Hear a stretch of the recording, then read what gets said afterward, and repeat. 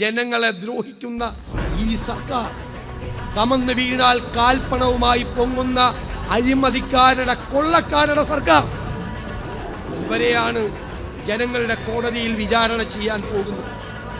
ഇത് കേരളത്തിലെ മുഴുവൻ ജനങ്ങൾക്ക് വേണ്ടിയിട്ടാണ് നിലമ്പൂരിലെ ജനങ്ങൾ പോളിംഗ് ബൂത്തിലേക്ക് പോകുന്നത്.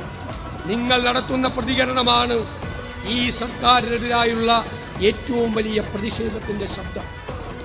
19-ാം തീയതി തെരഞ്ഞെടുപ്പ് നടന്ന് ഫലം പുറത്തു വരുമ്പോൾ ഉജ്ജ്വലമായ ഭൂരിപക്ഷത്തോടു കൂടി ആര്യാടൻ ഷൗക്കത്തിനെ വിജയിപ്പിക്കണം. ഈ അന്തിമ പോരാട്ടത്തിന് തയ്യാറെടുക്കാൻ മുഴുവൻ പേര് ഒരുമിച്ച് നിന്നുകൊണ്ട് പോരാടണം എന്ന് ഞാൻ അഭ്യർത്ഥിക്കുന്നു. ഞാൻ നിങ്ങളോട് പറയുന്നു, അന്തിമമായ വിജയം നമ്മുടേതാണ്. അത് ഉജ്ജ്വലമായ വിജയമായിരിക്കും, ഒരു സംശയവും വേണ്ട.